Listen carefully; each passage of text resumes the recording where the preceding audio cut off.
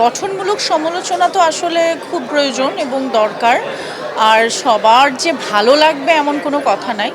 So এটা আসলে আমি পজিটিভলি নেই, যে কোনো কিছুকেই আমি পজিটিভলি নেই। কারণ আমরা কাজ করি দর্শকের জন্য।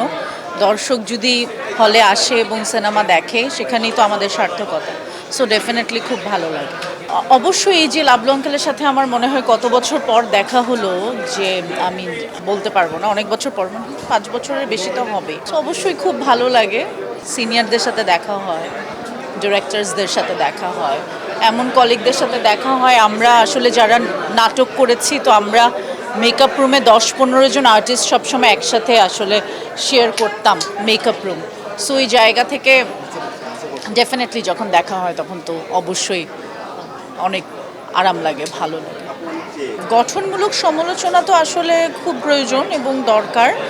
আর সবার যে ভালো লাগবে এমন কোনো কথা নাই। সো এটা আসলে আমি পজিটিভলি নেই, যে কোনো কিছুকেই আমি পজিটিভলি নেই। আর আমার কাজ আসলে অভিনয় করা, সো আমি অভিনয়টাই করতে চাই, সেটা পজিটিভ ক্যারেক্টার হোক, নেগেটিভ ক্যারেক্টার হোক। কখনো খুব সাধারণ প্রেমিকার চরিত্রে, আবার কখনো খুনির চরিত্রে।